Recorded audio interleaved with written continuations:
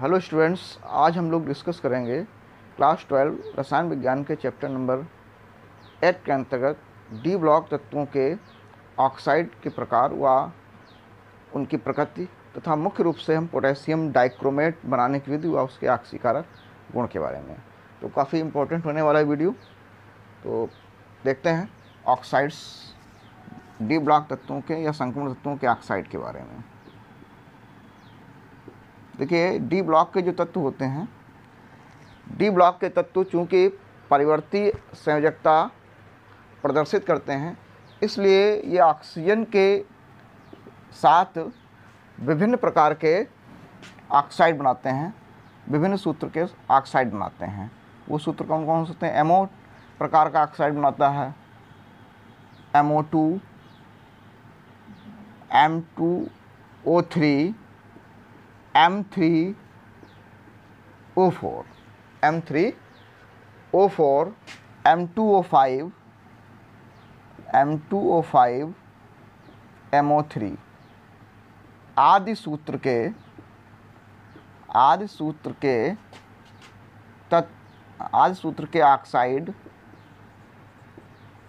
Oxide 3D श्रेणी के तत्व बनाते हैं। पीछे हम लोगों ने पढ़ा हुआ है कि जो डी ब्लॉक के तत्व हैं, चूँकि वेरिएबल परिवर्ती संयोजकता व ऑक्सीकरण अवस्था प्रदर्शित करते हैं, इसलिए एक से ज़्यादा संयोजकताएं होने के कारण ये ऑक्सीजन से क्रिया करके विभिन्न प्रकार के ऑक्साइड बनाते हैं, जिनमें प्रमुख हैं MO, MO2, M2O3, M3O4, M2O5, MO3। ठीक है। अब इन ऑक्साइडों को नेचर कैसा होगा, कौन सा ऑक्साइड अम्लीय होगा, कौन सा ऑक्साइड क्षारीय होगा, कौन सा उभयधर्मी होगा। तो देखा गया है कि निम्न ऑक्सीकरण संख्या है, ऑक्सीकरण अवस्था अगर है, निम्न ऑक्सीकरण अवस्था है तो उसकी प्रकृति क्षारीय होगी। इस प्रकार से हम आइडेंटिफाई कर सकते हैं। माध्यमिक ऑक्सीकरण अवस्था है, माध्यमिक ऑक्सीकरण अवस्था है तो उसका जो नेचर होगा उभयधर्मी होगा। और यदि उच्च ऑक्सीकरण अवस्था है, तो उसका नेचर जो होगा वो अम्लीय होगा, जिसको हम एक उदाहरण के द्वारा भी समझ सकते हैं। जैसे मान लिया मैंगनीज के विभिन्न ऑक्साइड यहाँ पर दिए गए हैं, जिनमें पहला ऑक्साइड है हमारा MnO।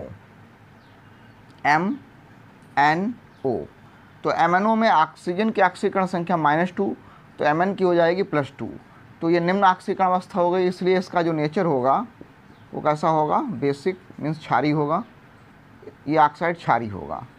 अब हम अन्य ऑक्साइड देखते हैं। Mn2O3 मैंगनीज का ऑक्साइड है, Mn2O3। तो ऑक्सीजन की ऑक्सीकरण संख्या -2, 3 दूनी 6, 6 को 2 से भाग कर देंगे तो आएगी प्लस के 3 ऑक्सीकरण अवस्था हो गई। Mn3O4, तो 4 दूनी 8, 8 को 3 से भाग करेंगे तो इसकी ऑक्सीकरण संख्या +8/3 आएगी। ठीक है। इसी प्रकार से MnO2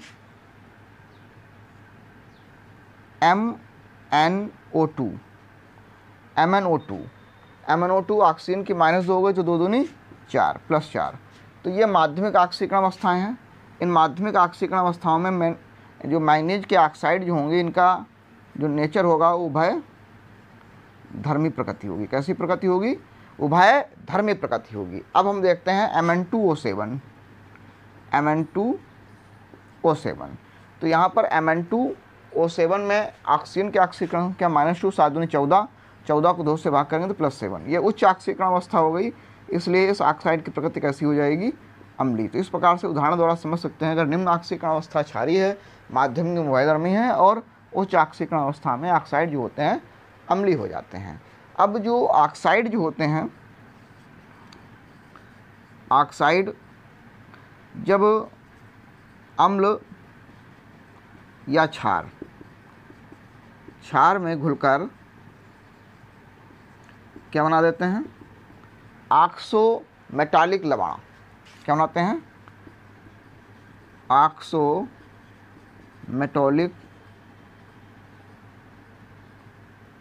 ऑक्सोमेटालिक सॉल्ट या ऑक्सोमेटालिक लवण। लवण बनाते हैं। कुछ ऑक्साइड जो होते हैं जैसे Cr2O3 है, MnO2 है, Cr2O3 है, Cr2O3, CrO4, Cr2O3, MnO2, ये ऐसे ऑक्साइड होते हैं। ये ऑक्साइड जब घुलते हैं अम्ल और क्षार में तो विभिन्न प्रकार के ऑक्सोमेटालिक लवण बनाते हैं, जैसे K2CrO4, पोटेशियम क्रोमेट या dichromate K2Cr2O7, potassium permanganate K2MnO4। ये जो होते हैं ऑक्सोमेटालिक लवण कहलाते हैं। क्या कहलाते हैं? ऑक्सोमेटालिक लवण। K2CrO4, K2Cr2O7, KMnO4, ये क्या है? ऑक्सोमेटालिक लवण है। अब हम मुख्य रूप से आज के वीडियो में ऑक्सोमेटालिक लवण के अंतर्गत पोटेशियम डाइक्रोमेट के बारे में स्टडी करेंगे, इसके प्रिपरेशन मेथड और इसके फिजिकल और केमिकल प्रॉपर्टी में मुख्य रूप से ऑक्सीकारक गुण के बारे में स्टडी करने वाले हैं। तो स्टूडेंट्स को नोट कर सकते हैं। फिर आज हम लोग डिस्कस करेंगे पोटेशियम डाइक्रोमेट के बारे में। स्टूडेंट्स हम लोग डिस्कस करेंगे ऑक्सोमेटालिक लवण पोटेशियम डाइक्रोमेट K2Cr2O7 के बारे में। तो यहाँ पर इसकी स्ट्रक्चर दिखाई गई है कि जो है ये क्रोमेट आयन है CrO4, जिसे कहते हैं CrO4 2- चार्ज। तो यहाँ पर इसकी जो स्ट्रक्चर होती है वो मेथेन के समान चतुष्फलकी होती है, टेट्राहेड्रल। अब यहाँ पर दो चतुष्फलकी अणु आपस में जब जुड़ जाते हैं तो डाइक्रोमेट आयन बन जाता है। कह सकते हैं यहाँ पर दो चतुष्फलकी स्ट्रक्चर अणु आपस में जुड़ते हैं तो डाइक्रोमेट आयन बनते हैं। तो जब दो चतुष्फलकी डाइक्रोमेट आयन आपस में जुड़ेंगे तो इनके बीच जो बंध कोण होगा वो 126 डिग्री होगा, और जो कॉमन ऑक्सीजन परमाणु होगा उसकी क्रोमियम के साथ जो बंध लंबाई होगी 179 पिकोमीटर, जबकि अन्य जो ऑक्सीजन और क्रोमियम के बीच की बंध लंबाई होती है वो 163 पिकोमीटर होती है। अब हम इसको बनाएंगे कैसे, इसके बारे में डिस्कस करेंगे। बनाने की विधि, बनाने की विधि देखिए, इसको बनाने के लिए हम मुख्य रूप से क्रोमाइट अयस्क का प्रयोग करते हैं। क्रोमाइट अयस्क जिसका फॉर्मूला होता है FeOCr2O3 या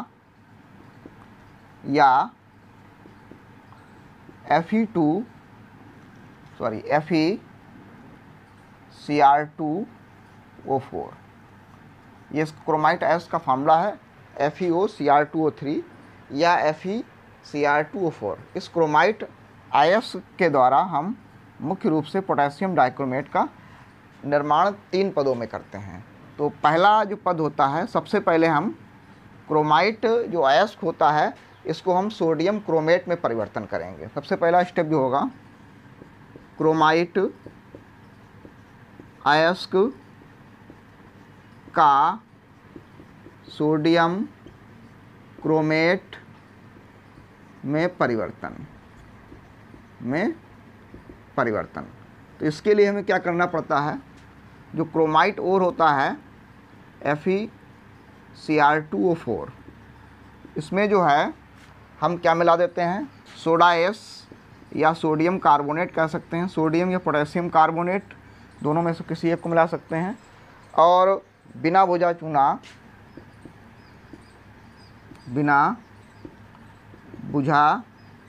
चूना मिलाकर परावर्तनी भट्टी में, कहाँ रखेंगे हम, परावर्तनी भट्टी में वायु की उपस्थिति में क्या करेंगे, भर्जन करते हैं। भर्जन में क्या होता है कि जो अयस्क होता है उसको वायु की उपस्थिति में गर्म किया जाता है, जिससे वो वायु से क्रिया करके ऑक्सीकृत हो जाता है। तो यहाँ पर जब भर्जन होगा तो देखिए भर्जन में क्या होगा, यहाँ पर जो वायु है वो क्रोमाइट अयस्क को पहले FeCr2O4 जो क्रोमाइट अयस्क है इसके साथ जब वायु की उपस्थिति में भर्जन करेंगे तो ये बना देता है तुम्हारा फेरिक ऑक्साइड Fe2O3 बनाएगा प्लस Cr2O3 प्लस क्या बन जाएगा Cr2O3।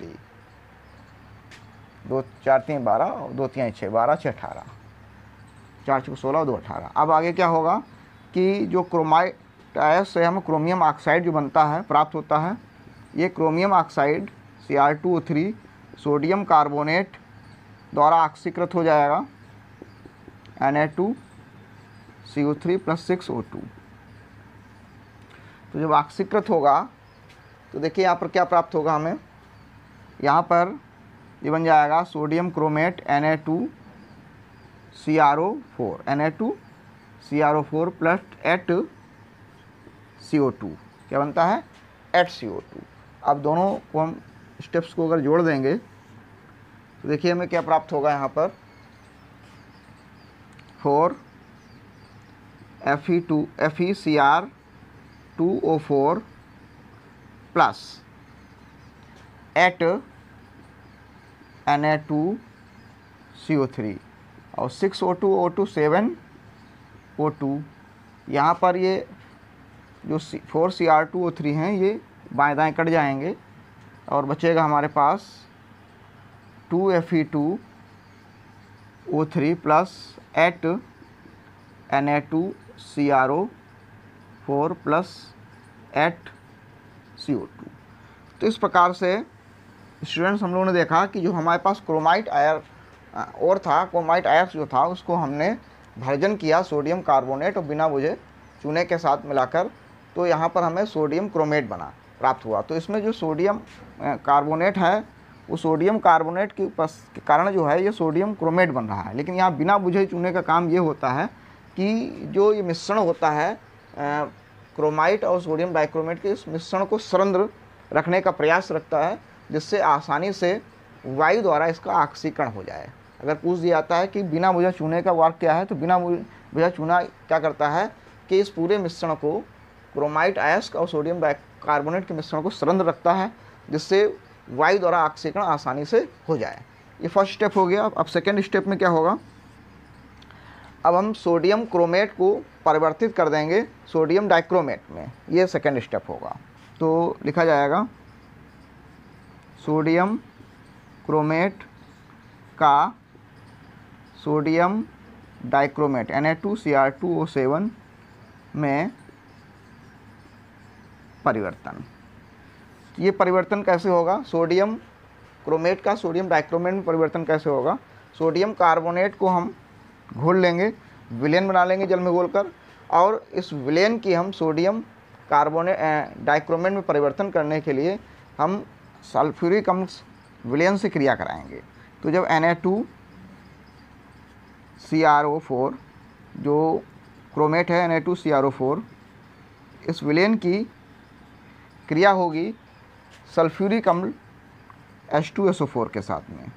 तो देखिए H2SO4 क्या करता है, यहाँ पर ये Na2CrO4 जो है इसको बदल देगा Na2Cr2O7 में, सोडियम डाइक्रोमेट में। कहाँ बदल दिया, सोडियम डाइक्रोमेट में।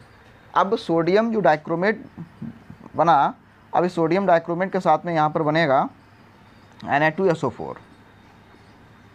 क्या बनेगा, Na2SO4 बनेगा, और साथ में क्या प्राप्त होगा, ऑक्सीजन प्राप्त होगी, वाटर, ये H2O बनेगा। यहाँ पर क्या बनेगा, H2O। तो दूसरे स्टेप में हमें क्या बन रहा है कि हम सोडियम जो क्रोमेट था उसको सोडियम डाइक्रोमेट में परिवर्तित कर रहे हैं। कैसे, जो भर्जन द्वारा हमें सोडियम क्रोमेट प्राप्त होता है इसको हम विलेन बना लेते हैं जल में घोलकर, और उस विलेन की क्रिया जो हम इससे करा देंगे डाइल्यूट, सल्फ्यूरिक अम्ल से कराएंगे। तो जब सल्फ्यूरिक अम्ल से कराएंगे डाइल्यूट, तनु सल्फ्यूरिक अम्ल से होती है, तो सोडियम क्रोमेट प्राप्त हो जाता है। सोडियम क्रोमेट विलेन में प्राप्त होगा और सोडियम सल्फेट के क्रिस्टल प्राप्त होंगे, ये क्रिस्टलित हो जाता है। तो सोडियम क्रोमेट के क्रिस्टल को पृथक करने के बाद सोडियम डाइक्रोमेट के विलेन को धीरे धीरे ठंडा करते हैं, और ठंडा करने पर हमें सोडियम डाइक्रोमेट के क्रिस्टल प्राप्त होंगे Na2Cr2O7। क्या प्राप्त होता है, Na2Cr2O7 प्लस 2H2O के क्रिस्टल प्राप्त होते हैं। के क्रिस्टल जो होंगे प्राप्त हो जाएंगे। ठीक है, तो हमने क्या किया, सोडियम क्रोमेट था, इसको पहले जल में घोला, फिर डाइल्यूट सल्फ्यूरिक अम्ल से क्रिया कराई तो हमें सोडियम डाइक्रोमेट बन गया, सोडियम सल्फेट बनाए, सोडियम सल्फेट क्रिस्टल अलग हो जाएंगे। फिर इस जो विलयन बचेगा उस विलयन को ठंडा करेंगे, ठंडा करने पर सोडियम डाइक्रोमेट के क्रिस्टल प्राप्त होंगे। अब इन क्रिस्टलों को जो है फिर से घोल के जल में और हम परिवर्तित करेंगे उसको पोटेशियम डाइक्रोमेट। तो लिखेंगे तीसरा स्टेप जो होगा Na2Cr2O7 का पोटेशियम डाइक्रोमेट K2Cr2O7 में परिवर्तन करेंगे। किस में परिवर्तन करेंगे, K2Cr2O7 में। तो K2Cr2O7 में परिवर्तन कैसे किया जाएगा, इसके लिए हम क्या करेंगे, जो सोडियम डाइक्रोमेट के क्रिस्टल हमने पृथक किए थे इनको जल में घोलेंगे और जल में घोलने के बाद K2 जो तुम्हारा सोडियम डाइक्रोमेट होता है Na2Cr2O7 इसकी हम पोटेशियम क्लोराइड KCl से क्रिया करा देंगे। किससे क्रिया करा देंगे, पोटेशियम क्लोराइड से रिएक्शन कराएंगे।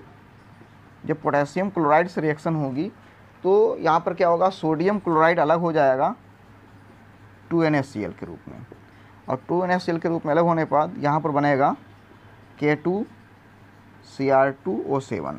ये पोटेशियम डाइक्रोमेट हमें प्राप्त हो गया। पोटेशियम डाइक्रोमेट के नारंगी रंग का विलयन बनेगा जिसको हम ठंडा करके इसके नारंगी रंग के क्रिस्टल प्राप्त कर लेते हैं। ठीक है, तो इस प्रकार से हम 3 स्टेप में पोटेशियम डाइक्रोमेट को बनाते हैं। सबसे पहले हम क्रोमाइट एस का सोडियम क्रोमेट में परिवर्तन करेंगे। इसके लिए हम परावर्तनी भट्टी का यूज करते हैं, प्रयोग करेंगे, जिसमें इसका भर्जन किया जाएगा वायु की उपस्थिति में, और हम इस भर्जन करने के लिए सोडियम कार्बोनेट और बिना बोझा चूने का प्रयोग करेंगे। बिना बोझा चूने का काम होता है मिश्रण को सरंध रखना।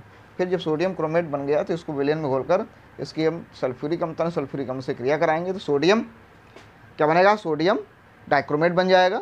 सोडियम डाइक्रोमेट के जो क्रिस्टल बनते हैं ठंडा करने पर इन क्रिस्टलों को फिर से जल में घोलेंगे पृथक करने के बाद, और फिर इसकी पोटेशियम क्लोराइड से रिएक्शन कराएंगे तो हमें पोटेशियम डाइक्रोमेट प्राप्त हो जाएगा। तो स्टूडेंट इसको नोट कर सकते हैं। फिर आगे हम लोग डिस्कस करेंगे पोटेशियम डाइक्रोमेट के प्रमुख गुण मीन्स भौतिक गुण और रासायनिक गुणों के बारे में। इसमें इसके आक्सीकारक गुण बहुत ही इंपॉर्टेंट हैं स्टूडेंट्स, और हम लोग डिस्कस करेंगे पोटेशियम डाइक्रोमेट के प्रमुख गुण के बारे में। तो देखिए, पोटेशियम डाइक्रोमेट जो होता है नारंगी रंग के क्रिस्टल बनाता है, और इसका जो गलनांक होता है मेल्टिंग पॉइंट लगभग 671 केल्विन है। यह जल में घुलनशील होता है, विलेय होता है या घुलनशील होता है, सॉल्युबल है। ठीक है, और इसके जब गर्म करते हैं पोटेशियम डाइक्रोमेट को हम, जैसे K2Cr2O7 को यदि हम गर्म कर दें तो ये हीट करने पर ये क्रोमेट आयन में पुनः परिवर्तित हो जाता है। जैसे 4K2Cr2O7 है तो 4K2CrO4 बदल जाएगा। ठीक है, प्लस साथ में बनेगा 2Cr2O3 प्लस 3O2, 2 3 6 और 3 6 12 और 4 4 16, 12 और 16 26, 7 4 28, 28 इधर हो गए ऑक्सीजन, तो इधर हो गए 4 4 16, 16 ये हो गए और 12, 2 3 6 6 12, 28 हो गए, 16 12 28 6 2 8। तो इस प्रकार से पोटेशियम डाइक्रोमेट को जो हम गर्म करते हैं तो पोटेशियम क्रोमेट प्राप्त होता है। ये इसका ऊष्मीय प्रभाव हो गया। ठीक है, इसके अतिरिक्त पोटेशियम जो डाइक्रोमेट होता है चूँकि अम्ल और क्षार दोनों से क्रिया करता है, और पोटेशियम डाइक्रोमेट अम्ल और क्षार से क्रिया करता है, जिससे आपस में ये पोटेशियम डाइक्रोमेट क्रोमेट में, या कह सकते हैं क्रोमेट को हम डाइक्रोमेट को क्रोमेट में और क्रोमेट को डाइक्रोमेट में परिवर्तित कर सकते हैं। जैसे हमारे पास अगर पोटेशियम क्रोमेट या सोडियम क्रोमेट है CrO4, तो अम्लीय माध्यम में अगर H आयन हमारे पास हैं तो H आयन से अगर क्रिया करेगा तो ये बदल जाएगा CR2O3 CR2O7 O7 2 minus plus H2O, ये अम्लीय माध्यम में रिएक्शन होगी। क्षारीय माध्यम में अगर जाएंगे तो क्या होगा, क्षारीय माध्यम में जैसे मान लिया Cr2O7 2 माइनस है और इसकी क्षार OH से क्रिया KOH या KOH या NaOH से क्रिया कराई जाए तो फिर से ये बन जाएगा 2CrO4 2 माइनस प्लस H2O, ठीक है। 7 2 9 2 चौके 8 1 9। तो इस प्रकार से ये अम्लीय माध्यम है और यहाँ पर कैसा माध्यम है, क्षारीय माध्यम है। तो यहाँ पर देखा कि अम्लीय माध्यम में क्रोमेट डाइक्रोमेट परिवर्तित हो रहा है और क्षारीय माध्यम में डाइक्रोमेट क्रोमेट में परिवर्तित होता है। तो हम कह सकते हैं कि पीएच के बदलने पर अगर अम्ल से क्षार कर रहे हैं तो डाइक्रोमेट क्रोमेट में और क्रोमेट जो होते हैं डाइक्रोमेट बदल जाते हैं। मीन्स पीएच बदलने पर जो इनके जो आयन होते हैं वो डाइक्रोमेट से क्रोमेट में या क्रोमेट से डाइक्रोमेट में परिवर्तित हो जाते हैं। अब हम लोग इस जो है टॉपिक सबसे महत्वपूर्ण गुण पढ़ेंगे, पोटेशियम डाइक्रोमेट के ऑक्सीकारक गुण। ऑक्सीकारक गुण के बारे में डिस्कस करेंगे। देखिए, पोटेशियम डाइक्रोमेट एक प्रबल ऑक्सीकारक है और मुख्य रूप से विभिन्न कार्बनिक और अकार्बनिक यौगिकों को उनका ऑक्सीकरण कर देता है या उनको ऑक्सीकृत कर देता है। तो देखिए, पोटेशियम डाइक्रोमेट का ऑक्सीकारक गुण कैसे आया, ये किस प्रकार से ऑक्सीकारक के रूप में कार्य करता है। तो देखा गया जो पोटेशियम डाइक्रोमेट जो होता है वो अम्लीय माध्यम जैसे K2Cr2O7 को जब हम H2SO4 से क्रिया कराते हैं तो जब पोटेशियम डाइक्रोमेट की जो है सल्फ्यूरिक अम्ल से रिएक्शन होगी तो यहाँ पर बन जाएगा K2SO4। पोटेशियम जो होगा सल्फेट से क्रिया करेगा K2SO4 बना देगा। क्या बनेगा, K2SO4। अब जो Cr होगा वो भी SO4 से क्रिया करेगा तो बनाएगा Cr2SO4 का होल थ्राइस बना देगा, Cr2SO4 का होल थ्राइस, ठीक है। अब इसको अगर बैलेंस करें तो यहाँ पर देखिए पोटेशियम 2 है, पोटेशियम यहाँ भी 2 है, यहाँ सल्फेट 3, एक 4 होगा, यहाँ पर 1 ही, इसलिए 4 से इसको मल्टीप्लाई करा दिए, ठीक है। अब यहाँ पर जो है हाइड्रोजन होगा 4 दूनी 8, ऑक्सीजन 7 हैं, तो हाइड्रोजन और ऑक्सीजन क्रिया करके क्या बना देंगे, वाटर बनाएंगे 4H2O। अब वाटर बनने के बाद यहाँ ऑक्सीजन कितने हैं, 7 हैं, यहाँ पर ऑक्सीजन वाटर में कितने हो गए, 4, बचे कितने, 3। ये 3 ऑक्सीजन जो होते हैं ये नवजात ऑक्सीजन, नवजात ऑक्सीजन का कार्य करेंगे, नेसेंट ऑक्सीजन। और यही नवजात ऑक्सीजन के कारण जो है पोटेशियम डाइक्रोमेट क्या होता है, प्रबल ऑक्सीकारक का कार्य करता है। K2Cr2O7 अम्लीय माध्यम में नवजात ऑक्सीजन देता है। क्या करता है,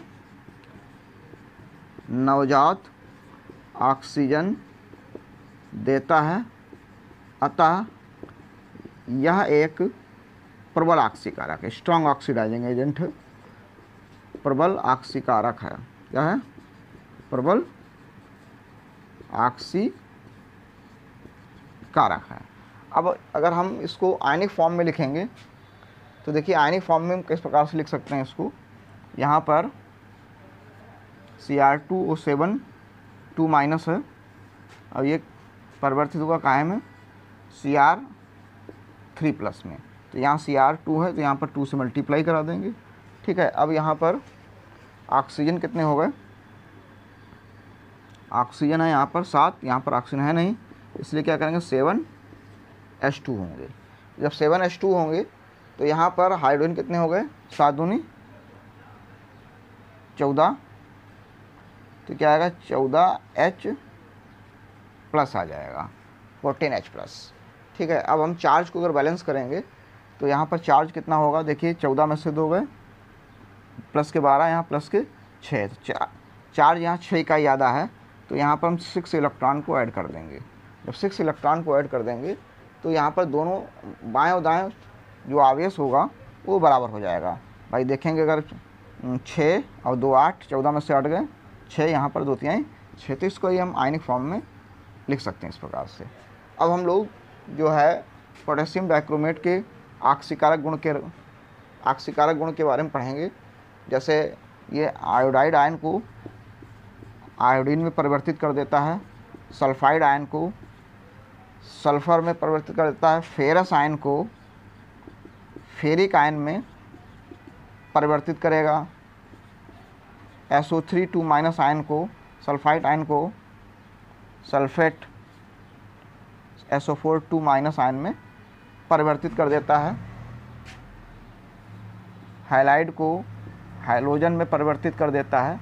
तो इस प्रकार से प्रमुख जो है इसके आक्सीकारक गुण के बारे में हम लोग डिस्कस करेंगे। ये सभी यहाँ पर क्या हो रहा है, आक्सीकृत हो रहे हैं और इनकी आक्सीकरण संख्या में वृद्धि हो रही है। -2 से 0 हो रही है, या -2 से 0 हो गई, यहाँ 2 से 3 हो गई।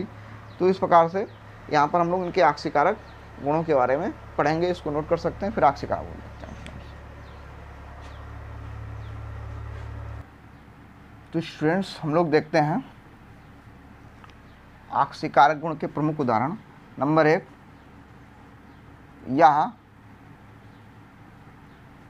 यह KI से आयोडीन मुक्त करता है। कैसे मुक्त करता है ये समझेंगे हम लोग। देखिए जो मेन रिएक्शन है सभी को याद होनी चाहिए। K2Cr2O7 + 4 H2SO4 गिव्स आउट क्या बनेगा, K2SO4 + Cr2SO4 का whole thrice + 4 H2O + 3 nascent oxygen. ठीक है। अब पोटेशियम आयोडाइड KI क्या होगा, पोटेशियम आयोडाइड KI की अम्लीय माध्यम H2SO4 और नेसेंट ऑक्सीजन से रिएक्शन होगी। तो यहाँ पर क्या बन जाएगा, ये बन जाएगा K2SO4। क्या बनेगा, K2SO4 + H2O बनेगा। क्या बनेगा, H2O। अब ये जो आयोडीन होगी वो I- से I2 में परिवर्तित हो जाएगी, आयोडीन मुक्त हो गई यहाँ पर। अब दोनों रिएक्शंस को अगर हम जोड़ देंगे तो देखिए यहाँ पर नेसेंट ऑक्सीजन 3 है, यहाँ पर एक ही यूज कर रहे हैं, इसलिए हम इसको क्या करेंगे 3 से मल्टीप्लाई करा देंगे। ठीक है। तो बन जाएगा यहाँ पर K2Cr2O7 + 4 H2SO4 और 1 H2SO4 होगा 7 H2SO4, 4 और 3 7 H2SO4 + 3 से 2 की मल्टीप्लाई होगा तो 6 KI। नेसेंट ऑक्सीजन बाएं और दाएं कट जाएंगे, आगे बचेगा यहाँ पर K2SO4 और यहाँ 3 से मल्टीप्लाई होगा तो हो जाएगा तुम्हारा 4 K2SO4। ठीक है। प्लस Cr2SO4 का होल थ्राइस बनेगा और साथ में 4 ये हैं और 3 से मल्टीप्लाई हुआ तो 7 H2O + 3 I2। इस प्रकार से यहाँ पर ये आयोडीन मुक्त हो जाएगी, 3 I2। ये आयोडीन यहाँ पर मुक्त हो जाएगी।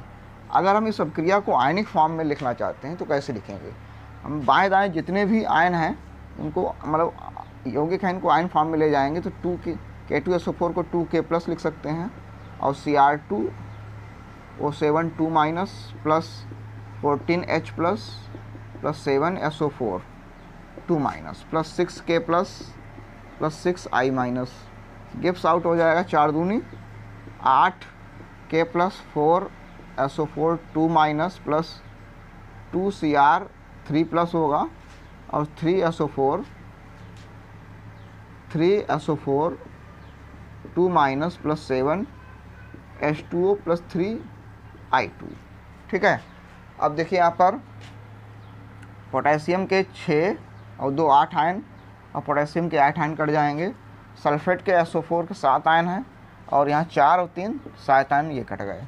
ठीक है। अब हम जो शेष रिएक्शन है उसको लिखेंगे Cr2O7 2- + 14H+ + 6 I- gives out आ जाएगा यहाँ पर 2 Cr3+ plus 7H2O plus 3I2, ये इसका यहाँ पर आयनिक फॉर्म हो जाएगा।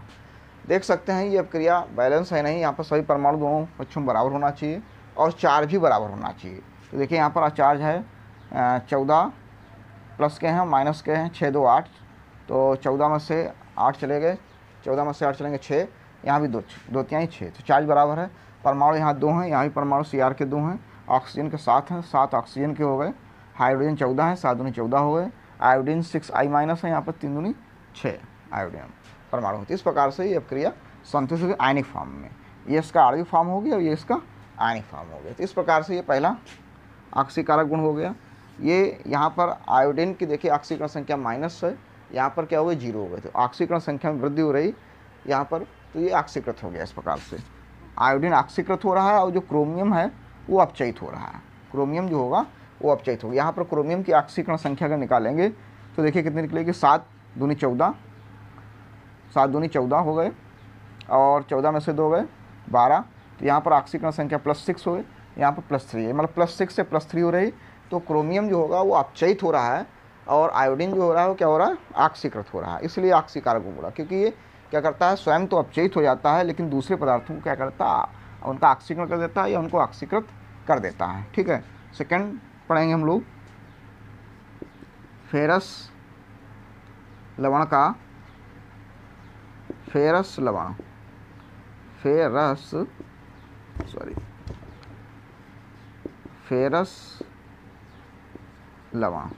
यहाँ पर चार्ज होगा Fe2+ का फेरिक लवण में परिवर्तन, फेरिक लवण में परिवर्तन। तो देखिए ये सेकेंड इसका ऑक्सीकारक गुण है। तो फर्स्ट रिएक्शन समझ में कॉमन होगी स्टूडेंट्स, ये याद कर लें के या समझ लें K2Cr2O7 plus 4H2SO4 gives out K2SO4 plus Cr2SO4 का होल थ्राइस, SO4 का whole thrice plus 4H2O plus nascent oxygen हो गए 3।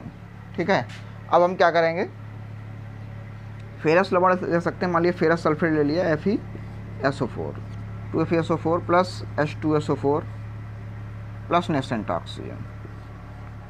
देखिए क्या होगा, ये फेरस सल्फेट जो है, क्योंकि यहाँ पर ये इसको ऑक्सीकृत करेगा तो फेरस सल्फेट से फेरिक सल्फेट बना देगा, फेरिक बनाएगा तो Fe2SO4 का होल थ्राइस हो जाएगा, Fe2SO4 का होल थ्राइस। अब ये जो हाइड्रोजन है ये ऑक्सीजन से रिएक्शन करेगा, ये H2 बना देगा। ठीक है, अब हम इनको दोनों को ऐड करेंगे तो यहाँ ऑक्सीजन 3 है तो इसको हम फिर से 3 से मल्टीप्लाई करा देंगे। तो देखिए यहाँ पर क्या आ जाएगा, K2Cr2O7 प्लस 4 और 3 7 H2SO4 हो जाएंगे और 2 तिहाई 6 FeSO4, नेसेंट ऑक्सीजन बाएं दाएं कट जाएंगे और ये बचेगा K2SO4 प्लस Cr2SO4 का होल थ्राइस प्लस 3 से मल्टीप्लाई होगा तो 3Fe2SO4 का होल थ्राइस प्लस 4 और 3 7 H2O। तो देखिए यहाँ पर क्या परिवर्तन हो रहा है कि एफिक बैलेंसी जो है यहाँ पर ऑक्सीकरण अवस्था +2 है और यहाँ पर इसकी ऑक्सीकरण अवस्था क्या हो गई, +3 हुई। तो यहाँ पर ये फेरस को फेरिक में परिवर्तित कर रहा है, ऑक्सीकरण कर रहा है इसका, लेकिन स्वयं जो होगा ये +6 से +3 में परिवर्तित हो जाएगा।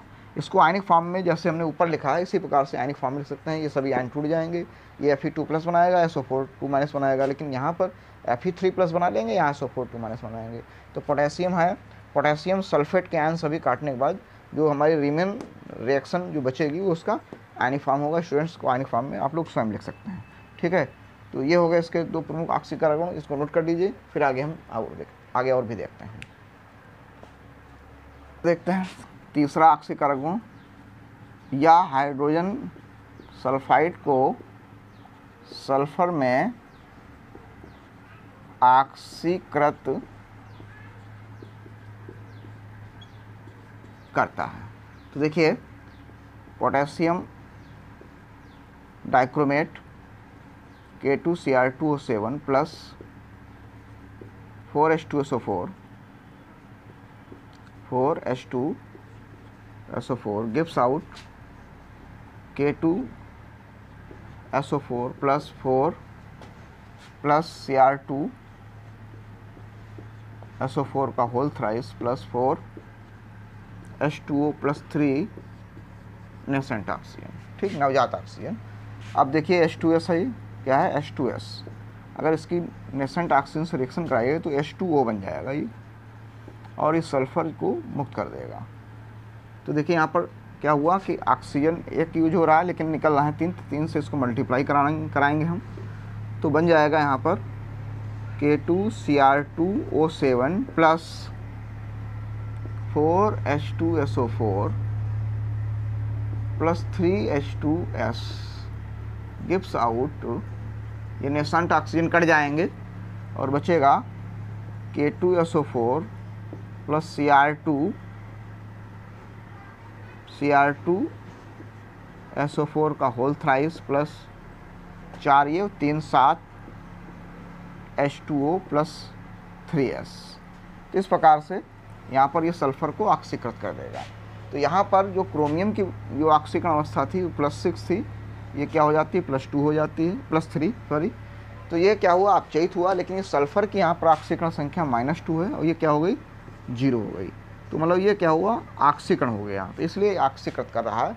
क्रोमियम अपचयित हो रहा है लेकिन सल्फर को ऑक्सीकृत कर रहा है। इसको भी इसी जैसे पीछे में बताया था उसी प्रकार से यहाँ भी इसको भी हम आयनिक फॉर्म में लिख सकते हैं। स्वयं स्टूडेंट्स आप लोग आयनिक फॉर्म में इसको लिख लीजिए। अगला देखेंगे, यह हाइलोजन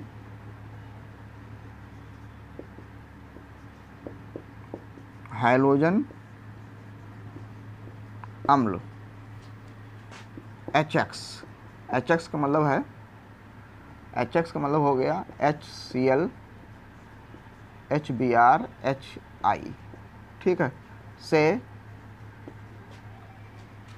को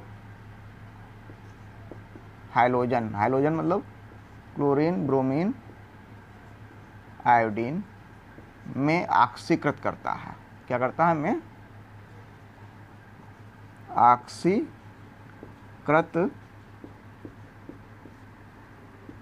करता है, ठीक है। तो समझते हैं, देखिए potassium dichromate K2Cr2O7 plus 4H2SO4 gives out K2SO4 plus Cr2SO4 का whole thrice plus 4H2O plus 3 nascent oxygen हो जाएंगे, ठीक है। अब क्या होगा, हाइलोजन हमने जैसे HX ले लिया, HX नेसेंट ऑक्सीजन के साथ जब रिएक्शन होगी तो हाइड्रोजन जो होगा वो ऑक्सीजन से क्रिया करके सदैव वाटर बनाता है, जल का मॉलिक्यूल, और ये X जो होगा हाइलोजन X2 बन जाएगा, ठीक है। अब दोनों को ऐड करेंगे जब, तो यहाँ पर ऑक्सीजन 3 होना चाहिए, नेसेंट ऑक्सीजन 3 है, 3 से इसको मल्टीप्लाई करा देंगे हम, ठीक है। तो ये बन जाएगा हमारा K2Cr2O7 प्लस 4H2SO4 प्लस 3 दूनी 6 HX, ये नेसेंट ऑक्सीजन कट जाएंगे, गिव्स आउट बनेगा K2SO4 प्लस Cr2SO4 का होल थ्राइस प्लस 4 और 3 7 H2 हो जाएंगे और ये 3X2 हो जाएगा, ठीक है। ये इस प्रकार से हाइड्रोजन ऑक्सीकृत होगा। यहाँ पर Cr की वैलेंसी +6 थी, अब ये यहाँ पर Cr की वैलेंसी +3 होगी, X की वैलेंसी -1 होती है, यहाँ पर X वैलेंसी 0 हो गई, तो वैलेंसी बोला ऑक्सीकरण अवस्था। तो यहाँ पर ये क्या हो रहा है, ऑक्सीकृत हो रहा है हाइड्रोजन, और क्रोमियम क्या हो रहा है, अपचयित हो रहा है। इसको हम ऐसे भी समझ सकते हैं K2Cr2O7 plus 4H2SO4 plus 6HX की जगह पर अगर हम क्लोरीन ले लें तो HCl हो जाएगा, gives out K2SO4 plus Cr2SO4 का whole thrice plus 7H2O plus 3 Cl2। अगर हम यहाँ पर Br लेंगे तो Br2 आ जाएगा, अगर यहाँ आई लेंगे तो ये आयोडीन आ जाएगा। इसको भी इसी प्रकार से जैसे पीछे बताया था आयनिक फॉर्म में, तो यहाँ भी आयनिक फॉर्म में जब लिखेंगे तो पोटेशियम कट जाएंगे, सल्फेट आयन कट जाएंगे, ठीक है, और जो है यहाँ पर क्लोरीन के रूप में ये आयन प्राप्त हो जाएगा हमें, ठीक है। तो आयनिक फॉर्म में लिख सकते हैं इसको जो है स्टूडेंट अपने हाथ। तो ये हो गए 4 रासायनिक गुण, इनको नोट कर लीजिए। फिर 2 रासायनिक गुण ऑक्सीकारक गुण देखते हैं इसके। आगे देखते हैं नंबर 5, यह सोडियम सल्फाइड को सोडियम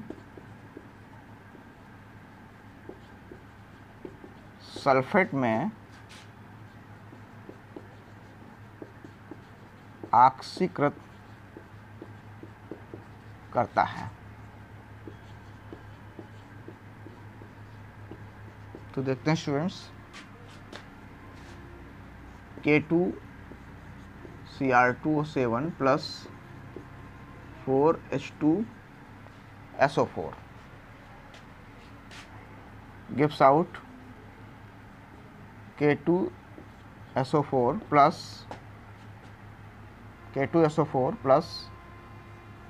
Cr2SO4 का होल थ्राइस 4H2O प्लस ये नेसेंट ऑक्सीजन बन जाएगा यहाँ पर। आगे ये सोडियम सल्फाइड होगा Na2SO3 और नेसेंट ऑक्सीजन, तो ये नेसेंट ऑक्सीजन लेगा तो Na2SO4 बन जाएगा। सबसे आसान रिएक्शन होगी। अब ये बन जाएगा K2Cr2O7 प्लस, सॉरी इसको 3 से मल्टीप्लाई भी कराना पड़ेगा हमें, ये नेसेंट ऑक्सीजन 3 है। तो K2Cr2O7 plus 4H2SO4 plus 3 Na2SO3, nascent oxygen left right cut जाएंगे और ये बन जाएगा K2SO4 प्लस Cr2SO4 का whole thrice plus 4H2O plus Na2SO4।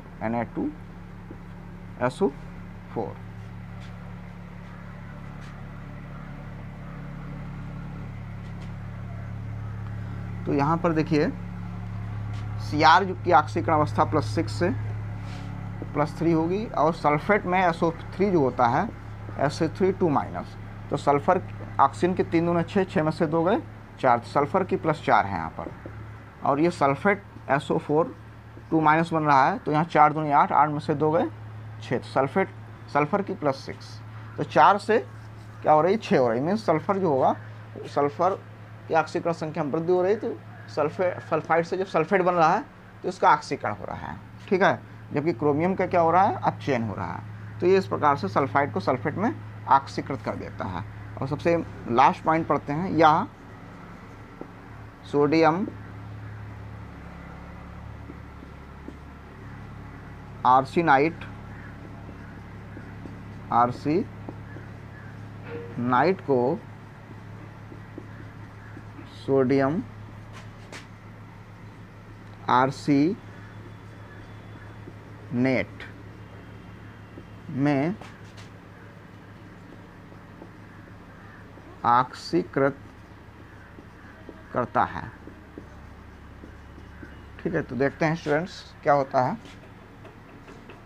K2Cr2O7 plus 4H2SO4 gives out, ये बन जाएगा K2SO4 प्लस Cr2SO4 का whole thrice plus 4H2O plus 3 nascent oxygen.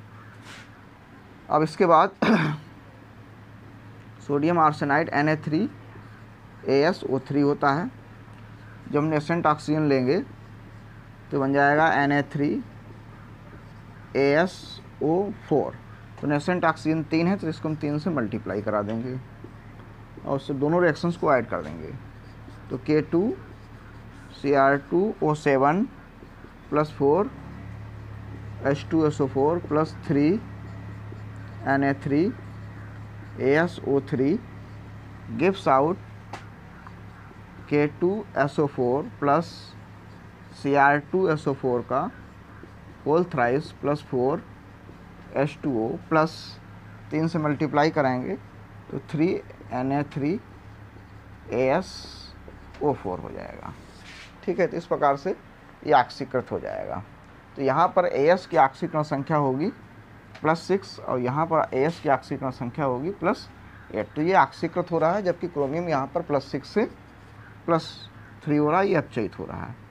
तो ये हो गए पोटेशियम डाइक्रोमेट के प्रमुख ऑक्सीकारक गुण। स्टूडेंट्स इनकी लगातार प्रैक्टिस करते रहें तो जो है आसानी समझ में आ जाएंगे। अगर ये सिंगल रिएक्शन तैयार करने का प्रयास करेंगे तो हो सकता है भूल जाएं, इसलिए इसको इस प्रकार से दो स्टेप में अगर लिखेंगे तो आसानी से समझ में भी आएगी और आगे याद भी रहेगी स्टूडेंट्स। तो पेपर में आती हैं और इम्पोर्टेंट भी हैं, तो इनको स्टूडेंट जो है अगर रेगुलरली प्रैक्टिस करते रहेंगे तो आसानी से समझ में आ जाएंगे आप लोगों को। अब हम लोग पढ़ेंगे पोटेशियम डाइक्रोमेट का क्रोमिल क्लोराइड टेस्ट और इसके प्रमुख गुण उपयोग के बारे में। तो नोट कर सकते हैं तो स्टूडेंट्स अब लोग हम डिस्कस करेंगे लैब में होने वाले क्रोमिल क्लोराइड परीक्षण में पोटेशियम डाइक्रोमेट का उपयोग किस प्रकार से किया जाता है। क्लोराइड आयन का टेस्ट होता है क्रोमिल क्लोराइड परीक्षण। तो देखिए इसके लिए हम क्या करते हैं, पोटेशियम जो डाइक्रोमेट होता है इसको एक विलेय धातु लवण जो होते हैं सोडियम या पोटेशियम क्लोराइड की शांत सल्फ्यूरिक अम्ल से क्रिया करा देते हैं। तो देखिए यहाँ पर किस प्रकार से रिएक्शन होती है। K2Cr2O7 K2Cr2O7 की जो धातु लवण जैसे NaCl या KCl है और सल्फ्यूरिक अम्ल के साथ क्रिया होती है तो बनता है यहाँ पर सांद्र सल्फ्यूरिक अम्ल है तो 2KHSO4 बनता है प्लस 4 NaHSO4 बनता है। ये पोटेशियम जो होगा सल्फेट से क्रिया करेगा, सोडियम भी सल्फेट से क्रिया करेगा और ये CrO2 क्रोमिल क्लोराइड की नारंगी लाल रंग की वाष्प बनती है 2CrO2Cl2 प्लस वाटर मॉलिक्यूल बनेंगे 3 दूनी 6। ठीक है, तो इसकी नारंगी लाल रंग की वाष्प बनती है, नारंगी लाल रंग की वाष्प बनती है। अब इस वाष्प को हम क्या करेंगे, जल में प्रवाहित कर देंगे। तो नारंगी लाल रंग की जो वाष्प को हम जल में प्रवाहित करते हैं तो पीले रंग का विलयन प्राप्त होता है। तो देखिए क्या होगा, ये जो CrO2Cl2 है CrO2Cl2 प्लस ट्वाइस H2O। ठीक है, तो ये बन जाता है पहले बार तो 2HCl बनेगा और बनेगा H2CrO4। क्या बनेगा, H2CrO4 क्रोमिक अम्ल। क्रोमिक अम्ल का पीले रंग का विलयन बनता है। ठीक है, अब इस विलयन की हम लेड एसीटेट से क्रिया करा देंगे H2CrO4 प्लस CH3COO का होल ट्वाइस Pb से जैसे ही रिएक्शन होगी तो बन जाएगा यहाँ पर PbCrO4 पीले रंग का PPT बन जाएगा ये। ठीक है, और साथ में यहाँ पर बन जाएगा एसिटिक एसिड 2CH3COOH बन जाएगा। तो ये जो है इस प्रकार से यहाँ पर ये येलो PPT प्राप्त होता है लेड क्रोमेट का, जिससे ये जो है क्रोमिल क्लोराइड टेस्ट कहलाता है और ये क्लोरीन का टेस्ट होता है लैब में। इस प्रकार से क्लोरीन का टेस्ट किया परीक्षण किया जाता लैब में जो है। तो स्टूडेंट्स आज हम लोगों ने डिस्कस किया यहाँ पर जो पोटेशियम डाइक्रोमेट बनाने की विधि, इसके प्रमुख ऑक्सीकारक गुण और इसके उपयोग जो है क्या होते हैं। तो इसका उपयोग यही है जो हमें भी पढ़ा कि जो है पोटेशियम डाइक्रोमेट ऑक्सीकारक के रूप में मुख्यतः प्रयोग किया जाता है। ऑक्सीकारक के रूप में इसका प्रमुख उपयोग है, प्रबल ऑक्सीकारक होता है और मुख्य रूप से कार्बनिक रसायन में इसका उपयोग ऑक्सीकारक के रूप में किया जाता है, जो हम आगे आने वाले वीडियोस में देखेंगे। कार्बनिक रसायन में, अकार्बनिक में हमने आज बहुत से उदाहरण के द्वारा समझा कि किस प्रकार से ऑक्सीकारक के रूप में कार्य करता है। जैसे हमने बताया भी आयोडीन है, सल्फ़र है, ठीक है, आयरन है, इनको जो है ऑक्सीकृत कर देता है। आयोडीन को I- को I2 में, S को S में, S-2 को S में, और Fe2+ को Fe3+। इस प्रकार से हम बहुत से एग्जाम्पल्स के द्वारा पढ़ा। इसके अलावा इसको चमड़े की या लेदर की टैनिंग में इसका उपयोग किया जाता है। लैब में आयतनिक विश्लेषण में भी इसका उपयोग किया जाता है। लैब में आयतनिक विश्लेषण में ऑक्सीकारक के रूप में पोटेशियम डाइक्रोमेट का उपयोग हम कर सकते हैं। तो स्टूडेंट्स, अगर आज का वीडियो अच्छा लगा हो तो अपने साथी स्टूडेंट्स को शेयर कर दें। Thank you.